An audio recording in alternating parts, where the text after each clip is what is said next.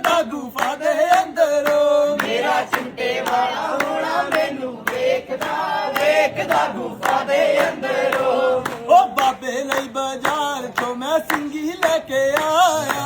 ਬਾਬੇ ਲਈ ਬਾਜ਼ਾਰ ਚੋਂ ਮੈਂ ਸਿੰਗੀ ਲੈ ਕੇ ਆਇਆ। ਉਹ ਬਾਬੇ ਲਈ ਬਾਜ਼ਾਰ ਚੋਂ ਮੈਂ ਸਿੰਗੀ ਲੈ ਕੇ ਆਇਆ।